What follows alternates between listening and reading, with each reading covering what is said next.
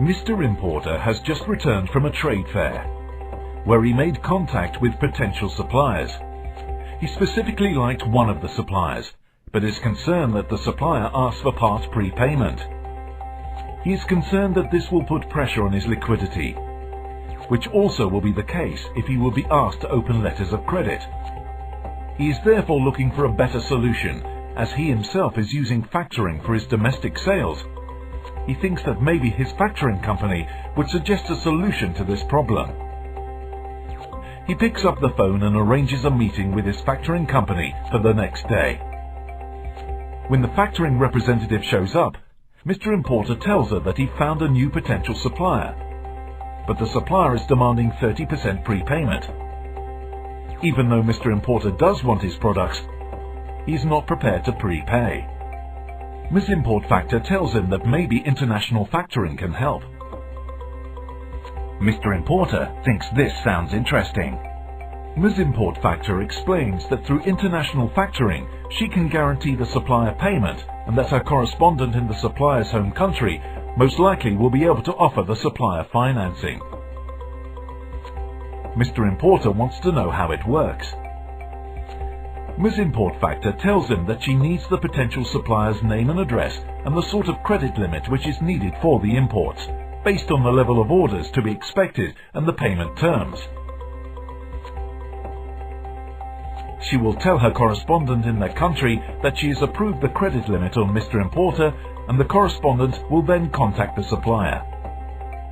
Mr. Importer understands, but wants to know how it works in practice.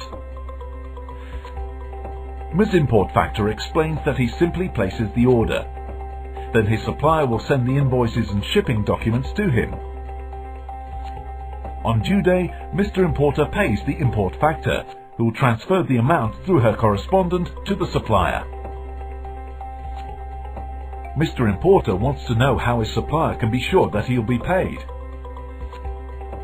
Ms. Import Factor explains that if Mr. Importer does not pay, and does not have a valid dispute on the goods, Ms. Import Factor will have to pay, provided the amount outstanding is no more than the credit limit. Mr. Importer likes what he hears and wants to try it out. Think about this. Millions of companies worldwide are currently using international factoring. Why don't you ask one of the FCI members from your country to show what international factoring can do for your company? Ms. Import Factor immediately calls Mr. Export Factor, her correspondent in the country of the supplier. Ms. Import Factor tells Mr. Export Factor that she has just been talking to an importer who wants to do business with an exporter in Mr. Export Factor's country. She explains that she is prepared to guarantee the buyer's payments if a factoring agreement can be made with the exporter. Mr. Export Factor confirms that he'll take care of it immediately. Mr. Export Factor immediately checks all his in-house information on the exporter and also calls for credit reports from an outside agency. Mr. Export Factor is satisfied with his information and contacts the exporter. The exporter understands the benefits of international factoring, that he, instead of 30% prepayment, will have a guarantee for the whole amount, that collection service is included, that he can have 80% pre-financing, that the agreement can cover all his exports. When the contract is signed and the credit limits approved, this is how it works. 1. Exporter sends goods and invoice to importer. 2.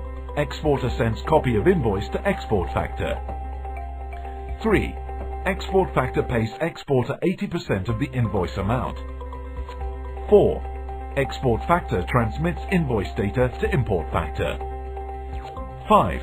Import Factor collects payment from importer. 6.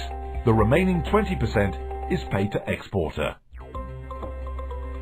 Now what about your company? How can it profit by working with international factoring? Find out today by calling one of the FCI members in your country.